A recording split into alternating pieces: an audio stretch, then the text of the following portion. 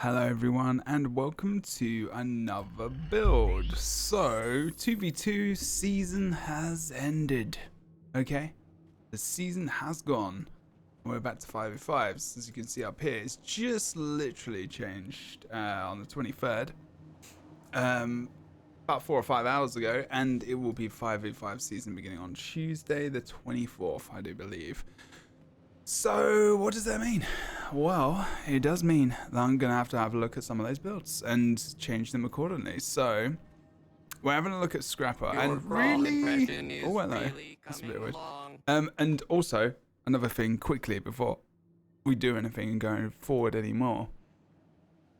Click subscribe, alert, dinger thing, bell on the bottom right hand corner. Also check out the Patreon if you want to do that so you can get these builds a little bit early. Even if you just want to support the channel, chuck some support over there, all greatly appreciated. A couple of people decided to do that, so thank you very much. And yeah, so why is this different? Do I need to, you know, be worried? Like, I was playing something in 2v2s and now it's 5v5 and it's Conquest. Well, yes. I mean, some things will have to change. You can still play some of your builds. I would say that a lot of the builds that you were playing before are still viable in 5v5 to a degree, but you got to think about, you know, your movement speed around the map, you know, what you're going to be versus against, and you know, now it's 5 people on each team, it's not 2, so there's going to be a lot of changes. Conquest now, so it depends what your role is, it depends what you're supposed to be doing. It's not just deathmatch. So I've kind of gone back to this old school Scrapper build, I guess, which I was playing in 2v2s anyway. But you know, this supportive build is still, this is something which is quite old and it's just been around for a while. So if you want to try something stable, you know, supportive, but you can still 1v1 versus on a node, then you can play this build. It's absolutely fine. Ruinous Sanctuary, you can still probably play Executioner, Explosive Scrapper, but this is just the old school kind of build that I've just gone back to. It's just, you know, it's nice to play. It's defensive. It offers up support. It's got condition removal. It's got, you know, power damage, defense. It's got, you know, range damage, projectile protection, you know, here with defense fields. It's got a bit of stability. It's got AoE poison. It's got condition removal here as well. It's got, you know, some nice damage coming out from Mortar Kit as well, some utility, so it's going to be able to give you some auras and whatnot. You know, it's got quite a lot of stuff. It's truly an engineer build. It is with hammer though. I'll try. It is with hammer though. We're going to go energy and cleansing, just simple as Ruinous Sanctuary is going to give us vitality, boon, duration, and continued throughout the pieces, and then it's gain barrier with health equal to 20% of heals you receive, healing quite a lot. Obviously, things like adaptive armor as well. Barriers you receive are stronger, reduces incoming condition damage while you have barrier. So it really depends whether or not we haven't seen 5v5s since the balance patch, other than just unranked. So, you know, or in ATs. So, you know, everyone knows if you're playing in ATs, what's going on there. I haven't actually had that much experience. I have in the last couple of days. I've been playing in a lot more. But it's still up in the air, you know. Until we get to watch the monthly final, we're probably not going to see truly what's definitely going to be played in there as well. I think I'm still seeing the same kind of similar stuff, and still seeing Firebrands, still seeing Heralds, still seeing, you know, seeing Necros, but there's a mix of like power, there's Reapers, there's Core, there's a ton of different stuff. So right now I feel like the strongest stuff is probably Symbol Brand. There's like an Explosives Hollow Smith, there's a support Ellie, there's like a Weaver as well, there's a Daredevil DP Thief, there's like a strength focus Spellbreaker. I think the Soul Beast, is it the Sikkim or whatever, the Power Soul Beast, I'm not too sure if it's the Condi or the Power. But the core Necromancer is still pretty good as well. So it's like you can kind of get an idea. There's a mixture of condition damage in there as well as power. I think Mesmer's condition damage as well. So this build is good for the kind of defense and support that you're going to need. for your team. Whether or not it's going to be good compared to the, you know, it just depends what kind of role you need. If you're playing ranked, and most of the time you're not going to get support in a ranked game, this is actually going to be quite useful. So we're going to go through the build very quickly. Hammer, of course, energy with cleansing. We've got paladins for the toughness there. You could change that depending on whether or not your versus a Condi heavy team. And then you've got the rune there, which we just went through. Inventions, this really is up to you, because obviously auto defense bomb dispenser is very, very good. Because of, and actually I think I'm using the wrong heal. You could actually go for either here. It's gonna be up to you. It just depends, really. We'll go through this in a moment. We'll go through this heal option. And then actually this is a little bit of it. You got automated medical response. So heal skills are recharged when you struck below the health threshold, which is 25%. Now, how many times I've explained this and talked about this before? You go below 20%. You want to use your heal before you hit 20%, because you're gonna get it back again. So make sure you use it before. Otherwise, you're gonna be wasting that cooldown, basically. Or this is the main one. A lot more people take this. Drop a smoke bomb when you're disabled. So disables include stun on all the other ones, and smoke bomb is going to give you the big blindness as well, so don't forget about that. And it's a smoke field, so, and you can stealth and move out, so it's still defensive. You know, there's defense in these ones. You know, shield gives you protection. It's all defensive. Like, there's a heal, extra heal. That's a big cooldown. That's 120 seconds. This is 40. This is why a lot of people take this, because it drops that smoke field down, and that's if you've got a shield. Then you've got grant protection to nearby allies when you use a heal skill. Obviously, that's pretty good. Edit gyro is 30-second cooldown. Healing turret, 30-second cooldown. Pick it up again. It's not. Okay? Don't forget about that. It really depends if you're picking it up or exploding it or not. Most of the time, I see most people exploding it, even if they're full HP. I'm very guilty of this as well. But just make sure that you remember that there is less. It is less. Let's go to the healing gyro as well. Very second. There you go. As you can see, there's no other option there. It's 30 seconds. So you get a little bit more protection. There's no ICD. Mecha legs, so movement speed is increased. This has been around forever. That was changed a long time ago though. Anyway, condition duration reduction 33%, movement speed increase 25%. So that's your movement speed across the map, so you don't have to get a new rune. Energy amplifier, your healing power is increased while you have regeneration.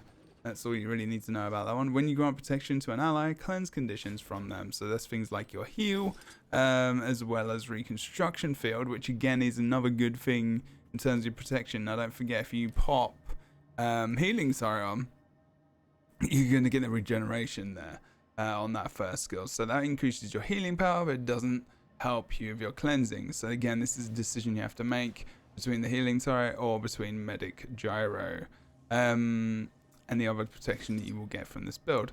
Alchemy, don't forget as well, you get protection here, protection injection when you're disabled, so you get that condition removal there as well. Drink elixir B, elixir C, so drinking elixir C when you reach health threshold. Again, you know, 2 conditions removed. Drinking elixir E when you're struck below the health threshold.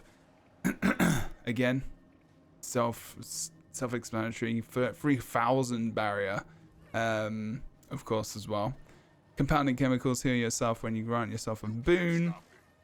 You get a lot of boons. It goes well with purity of purpose as well. When you remove those conditions, turn them into boons, you get a little bit of healing. Boom. Please, self-explanatory. Create a lining field at the specified point. This is function gyro, don't forget. And then summon gyros to finish off foes and revive allies within the field. The recharge of this skill is increased for each gyro created beyond the first. Okay, don't forget. And the reason that's blue is super speed is given 3 seconds because of the augmented trait here, gyroscopic acceleration. So it's a well. Obviously, well abilities have an increased area of effect and grant super speed to nearby allies on their final pulse. Your function gyro also grants super speed to allies when cast. So there you go. Super speed, all 3 seconds. Speed of synergy, using a leap finisher grants you super speed. Using a blast finisher applies super speed around you. It gives you increased speed, of course. Objects in motion deal increased damage while you have stability, swiftness, or super speed. So you're going to have a lot of super speed, obviously, when you're using your gyros, don't forget. Increases your damage, and you gain when you have stability. Sorry, there you go. And that's, you're going to be able to get some stability from defense field there. Again, you can change one of these for Elixir C. That's entirely possible. Just get knocked down there. What the hell? Dude, really? Down. Let's get out of combat. It's really annoying, this area. You jumped. I did jump. A percentage of strike damage you deal is converted to barrier. Sorry, Elixir U.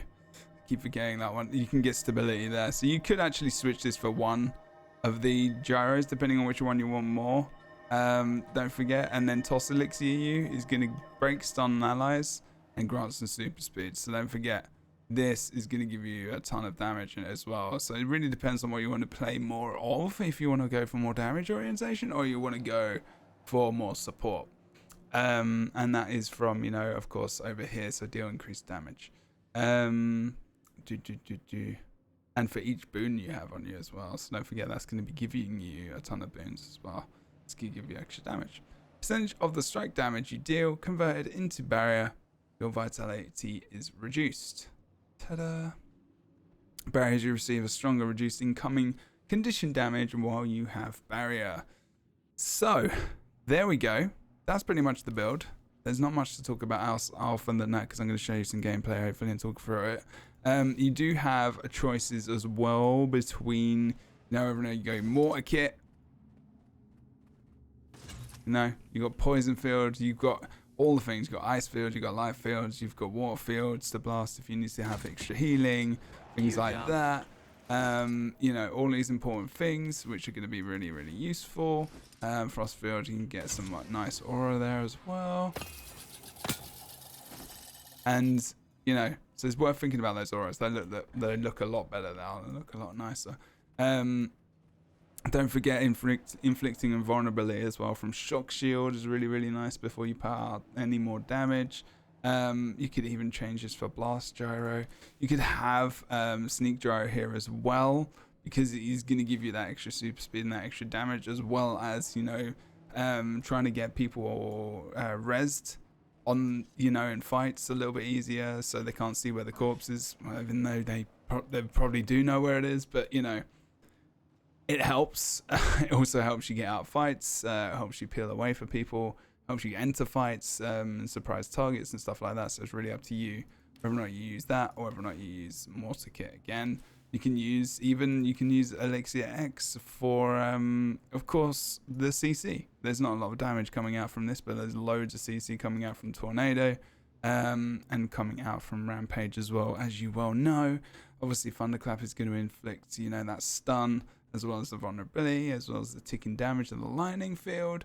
So yeah, he's really going to be up to you. Make sure you use this Electro Walls in the best situations, because it's pretty much most of your damage comes from that. Well, your kind of burst damage, I suppose.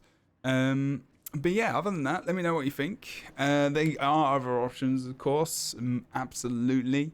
Things like improves effectiveness of finishes in lightning fields. You could probably take, you know, System Shocker maybe. There's really here damage. This dampener is more like kind of 1v1 maybe on the sides. I'm not too sure. Maybe if you want to go for a little bit more extra defense rather than damage, you could go for that. Of course, here you've got gain stability and super speed when disabling an enemy. Now, the thing is, when you disable enemies, it's not happening that often, in my opinion. Not enough. Especially with this, but you probably have to go here. You probably have to go System Shocker as well to make sure that you can get stun off with the function gyro and whatnot as well. And go for a little bit more CC and whatnot, which is absolutely fine, of course. But yeah, I mean, I don't know. I think this is fairly strong. I mean, you can change, like I said, you can change this for whatever gyro and have Elixir U here, or you can have your Bulwark gyro there as well. And swap that in. So it really depends on your situation, what you're going against. Use your noggin. You know, if you're versus a heavy condition team for a fact, you know, change it to Marauder, for example. Maybe if you want extra healing in your versus condition removal, go for Menders. You know, just use your noggin. Think about your verses. And yeah, I hope you enjoyed this build video. It's pretty standard scrapper stuff. There are other options to take, so depending on what your verse is, I would say switch it up when you can. But otherwise, thank you very much for watching. This is a PvP 5v5 scrapper build for Guild Wars 2. Check all the things, follow all the stuff, and I'll see you next time. Maybe even on twitch.tv/Jebro, because that's where I am most days. If you want to come and join us over there, we've got an awesome community as well as a big Discord as well. If you want to come and talk to me, ask questions, and just check out our community. Otherwise, I'll see you guys soon. Thanks so much for watching. Take it easy. Night. See you soon.